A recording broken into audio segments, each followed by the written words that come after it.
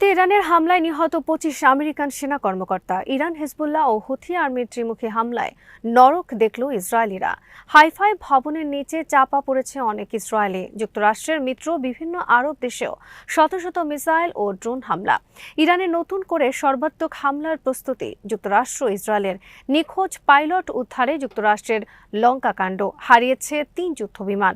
বিডিফিস ইনফোটেনমেন্টে স্বাগত জানাচ্ছি আমি সুস্মিতা দাস। জানাবো ইরান যুদ্ধ বিষয়ক গুরুত্বপূর্ণ কিছু খবর। কুয়েতে আমেরিকান সেনাদের একটি গোপন আস্তানায় রোববার মিসাইল হামলা চালিয়েছে ইরান আর্মি। হামলার সময় সেখানে উপস্থিত ছিলেন অনেক আমেরিকান সেনা কর্মকর্তা। হামলায় ২৫ জন সেনা অফিসার নিহত ও আহত হওয়ার দাবি করেছে ইরানের এলিট ফোর্স আইআরজিসির বিবৃতিতে বলা হয়েছে, মোহাম্মদ আল আহমাদ নৌ ঘাঁটির কাছে অবস্থিত আমেরিকান কমান্ডার ও কর্মকর্তাদের একটি গোপন অবস্থানে হামলা চালিয়েছে ইরান। আইআরজিসি জানিয়েছে, একাধিক ব্যালিস্টিক মিসাইল ও অ্যাটাক ড্রোন ব্যবহার করে নিখুঁত হামলা চালিয়ে স্থানটি নিশ্চিহ্ন করে দেওয়া হয়েছে। স্থানীয় গণমাধ্যমের খবরে বলা হয়েছে, হামলার পর ব্যাপক উদ্ধার অভিযান চালানো হয়েছে সেখানে। বেশ কয়েকটি অ্যাম্বুলেন্স ও উদ্ধারকারী দলের তৎপরতা দেখা গেছে আক্রান্ত এলাকায়। এছাড়া ইরান রোববার হামলা চালিয়েছে সংযুক্ত আরব আমিরাতের জেবেল আলী বন্দরে একটি ইসরায়েলি বাণিজ্যিক জাহাজে। কাদির অ্যান্টিশিপ ক্রুজ মিসাইলের সাহায্যে এই হামলা চালানো হয়েছে। আইআরজিসি নেভি জানিয়েছে, হামলার পর জাহাজে আগুন ধরে যায়।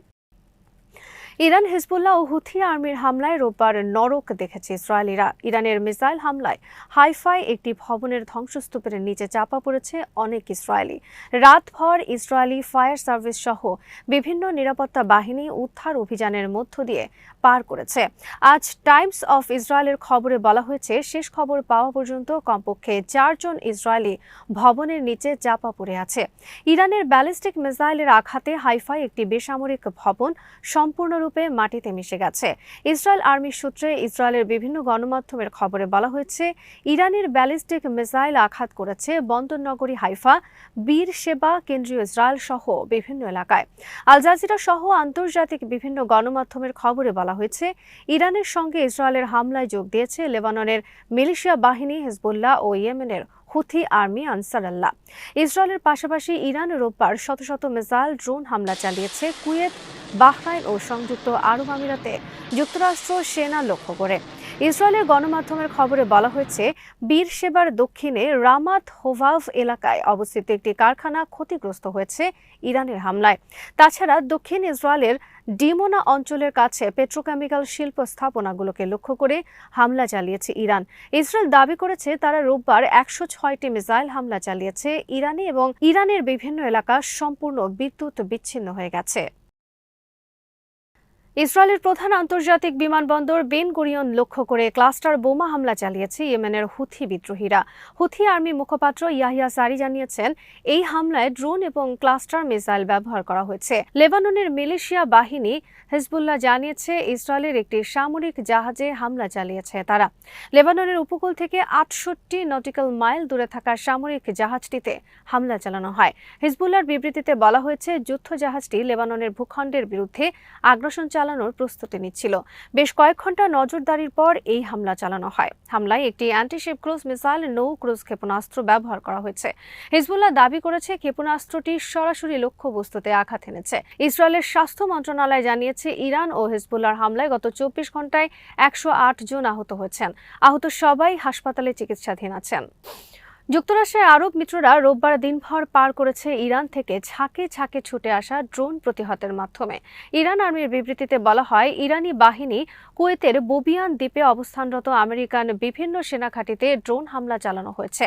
ইরানের Islamic revolutionary guard corps IRGC এক বিবৃতিতে দাবি করেছে, ইরানের জ্বালানি স্থাপনা ও সেতুতে হামলার প্রতিশোধ হিসেবে তারা বাহরাইন ও কুয়েতের পেট্রোকেমিক্যাল স্থাপনাগুলোতে হামলা চালিয়েছে। ইরানের ড্রোন হামলায় কুয়েতের একাধিক তেল স্থাপনায় আগুন লাগার ঘটনা ঘটেছে বলে জানিয়েছে কুয়েত পেট্রোলিয়াম কর্পোরেশন। কুয়েতের রাষ্ট্রীয় বার্তা সংস্থা কুনা এর প্রতিবেদনে বলা হয়, এই হামলার ফলে উল্লেখযোগ্য পরিমাণ ক্ষয়ক্ষতি হয়েছে।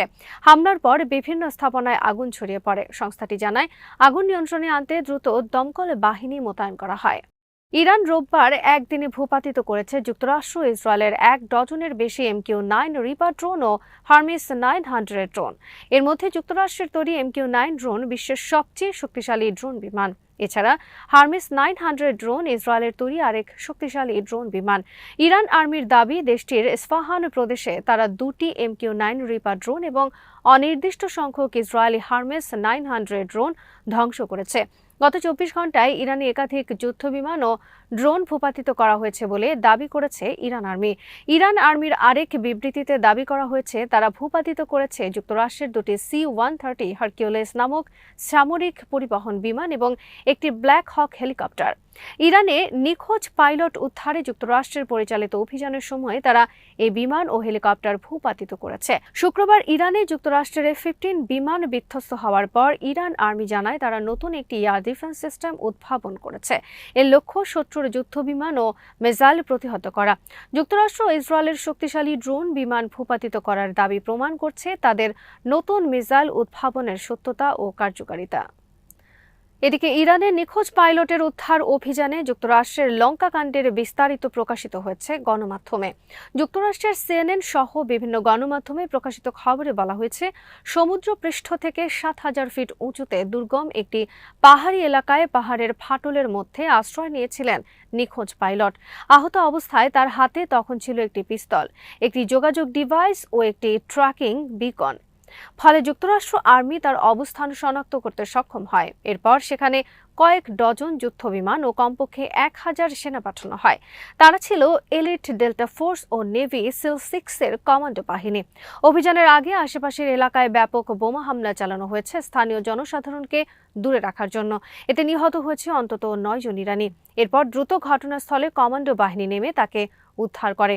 অভিযানে দুটি C-130 সামরিক পরিবহন বিমান খোয়া যাওয়ার কথা স্বীকার করেছে যুক্তরাষ্ট্র আর্মি। তবে তাদের দাবি, ইরানকে ধোঁকা দেওয়ার অংশ হিসেবে প্রথমে একটি ফলস অভিযান চালানো হয়েছে এবং তার অংশ হিসেবে দুটি বিমান ধ্বংস করা হয়েছে ইচ্ছাকৃতভাবে। তবে নিউ ইয়র্ক টাইমসের প্রতিবেদনে বলা হয়েছে, অভিযান চালানোর সময় যুক্তরাষ্ট্রের দুটি পরিবহন বিমান বিকল হয়ে যায়। এগুলো যাতে ইরানের হাতে না পড়ে সেই ভয়ে বিমান দুটি ধ্বংস করে যুক্তরাষ্ট্র। যুক্তরাষ্ট্রের প্রেসিডেন্ট ডোনাল্ড ট্রাম্প বলেছেন, ইরান হরমুজ প্রণালী খুলে না দিলে মঙ্গলবার হবে পাওয়ার প্ল্যান্টে এবং ব্রিজ ডে। ইরানের সব বিদ্যুৎ অবকাঠামো ও ব্রিজ উড়িয়ে দেওয়া হবে। ট্রাম্প বলেন, ইরান যদি দ্রুত হরমুজ প্রণালী খুলে না দেয় তাহলে কঠোর সামরিক পদক্ষেপ নেওয়া হবে এবং পরিস্থিতি ইরানিদের জন্য নরকের মতো হয়ে উঠবে। ট্রাম্পের এই আলটিমেটামকে সাইকো হিসেবে আখ্যায়িত করে ইরান আর্মি বলেছে, যুক্তরাষ্ট্র ও ইসরায়েলের জন্য হরমুজ প্রণালী আর কখনো আগের মতো হবে না। ইসরায়েলের প্রধানমন্ত্রী নেতানিয়াহু টেলিফোনে কথা বলেছেন ডোনাল্ড ট্রাম্পের সঙ্গে। টেলিফোনে দুই নেতা ইরানে ভবিষ্যৎ ধ্বংসাত্মক হামলার বিষয়ে মত বিনিময় করেছেন।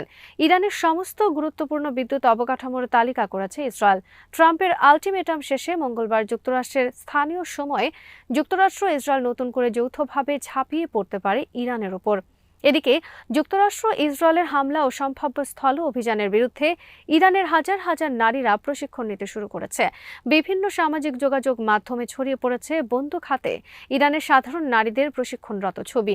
ইরান আর্মির পক্ষ থেকে বলা হয়েছে, তারা দীর্ঘমেয়াদী যুদ্ধের জন্য সর্বাত্মক প্রস্তুতি নিয়ে অগ্রসর হচ্ছে। যুক্তরাষ্ট্র ইসরায়েল যদি নতুন করে ইরানের বিরুদ্ধে ধ্বংসাত্মক হামলা চালায় তাহলে মধ্যপ্রাচ্যে যুক্তরাষ্ট্রের কোনো মিত্রদেশের কোনো গুরুত্বপূর্ণ অবকাঠামো তাদের হাত থেকে রক্ষা পাবে না। IRGCর একজন কমান্ডার বলেছেন, আমরা মানবতার দুশমন জায়নবাদী ইসরায়েলের প্রভু যুক্তরাষ্ট্রকে মধ্যপ্রাচ্য থেকে বিতাড়িত করব। আজ এখানেই শেষ করছি। সমরাস্ত্র প্রতিরক্ষা কূটনীতির নানা তথ্য জানতে চোখ রাখুন বিডিভিউজ ইনফোটেইনমেন্টে। চ্যানেলটি ভালো লাগলে সাবস্ক্রাইব করুন। সংযুক্ত থাকুন আমাদের ফেসবুক পেজে।